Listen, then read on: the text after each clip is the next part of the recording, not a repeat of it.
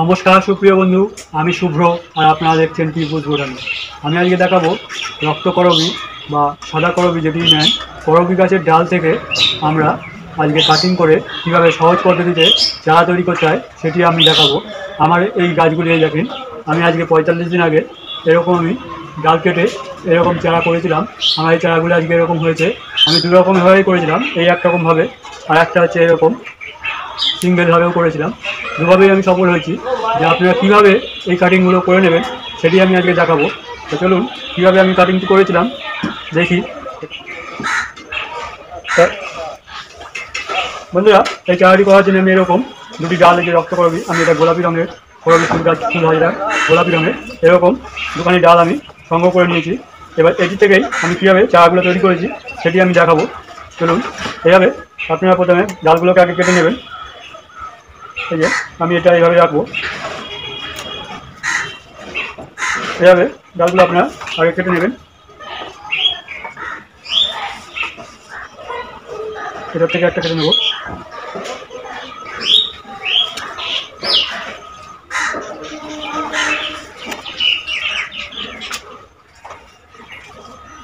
এভাবে বন্ধুরা আপনারা সবগুলি ডাল কেটে নেবেন।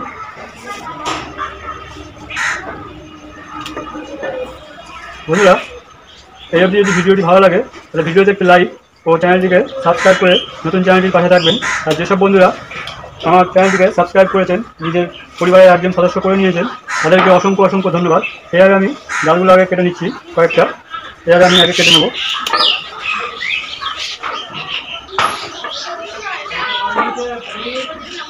বন্ধুরা, এই যে এইরকম ডাল আমি কটা কেটে নিয়েছি। এভাবে আপনার ডালগুলো আগে কেটে নেবেন। কেটে নিয়ে এই যে ডগ বরাবর, এই যে ডগ দেখছেন, এই যে এইগুলো এখান থেকে আমাদের শিকড়গুলো বেরোবে, এই ডগ বরাবর আমরা কেটে নেব 90 ডিগ্রি অ্যাঙ্গেল করে। এরকম অ্যাঙ্গেল করে ডগ বরাবর আপনারা কেটে নেবেন। আমি এই ডালগুলি সবগুলো কেটে নিচ্ছি।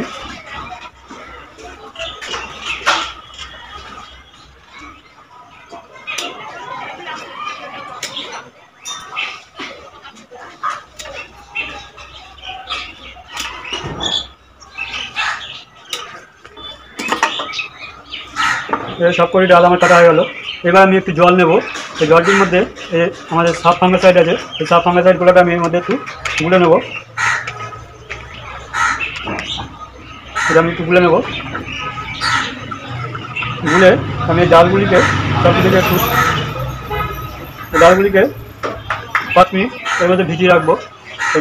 এবার যেটি করবো, আমি যে মিডিয়াটা নিয়েছি এই যে এরকম নদীর সাদা বালির মধ্যে আমি করবো। এই পাত্রটির মধ্যে আগে করে দেখাবো আপনাদের কাটিংগুলো। তাই জন্য আমি যে বালিটি, সাদা বালিটি তাকে চেলে পরিষ্কার করে নিয়েছি, একদম মিহি করে নিয়েছি। এর মধ্যে মাটি ইট যদি থাকে সেগুলো বের করে দিয়েছি। একদম নর্মাল বালিটি আমি এরকম সাদা বালিটি এরকম নিয়ে নেবেন, নিয়ে এইভাবে চেলে নেবেন। নিয়ে এইভাবে করেছি আমি এই পাত্রটির মধ্যে। এবার এই যে ডালগুলি আমি ভিজিয়েছিলাম এগুলোকে আমি আর উল্টে ঘুরিয়ে দিলাম, নিচের দিকটাও আমাদের হয়ে যাবে। এভাবে আমরা করে নেব। আর এই ডালগুলিকে বসানোর জন্য আমি যে রুট হরমোনের কাজটি করবো, এটা আমাদের এই যে আছে অ্যালোভেরা জেল। এই অ্যালোভেরা জেলের সাহায্যে আমি ডালের কাটিংগুলো আজকে করবো, বসাবো এর মধ্যে। তার জন্য এই যে বালিটির মধ্যে আমি আগে এই জলটি আমি অর্ধেক দিয়ে দেবো। এতে আমাদের বালির মধ্যে যদি কোনো ফাঙ্গাস লেগে থাকে সেগুলো নষ্ট হয়ে যাবে এবং আমাদের বালিটাও সেট হয়ে যাবে। তাই আপনারা জলটা দিয়ে দেবেন। দিয়ে দেওয়ার পরে এবার এই চাকুটা দিয়ে আমি একটু কয়েকটা ফুটো করে নেব। এভাবে আগে ফুটো করে নেবেন।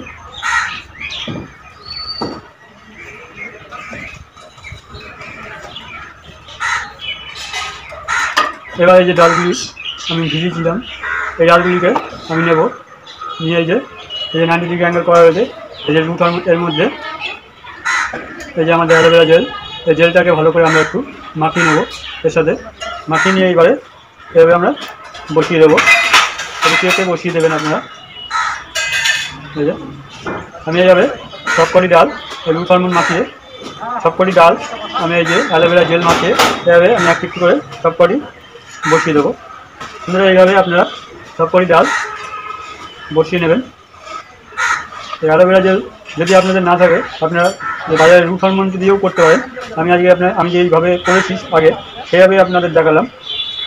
আমি এটা অ্যালোভেরা জেল দিয়েই করেছিলাম, সেই জন্য অ্যালোভেরা জেল দিয়ে আমি আপনাদের দেখালাম। আপনারা রুট হরমোন দিয়েও তৈরি করে নিতে পারেন, এটা খুব সহজেই হয়ে যাবে। এভাবে আপনারা খুব সহজে ডালগুলিকে লাগিয়ে নিতে হবে। বন্ধুরা, এই যে আমার সবকটি ডাল পোতা হয়ে গেল।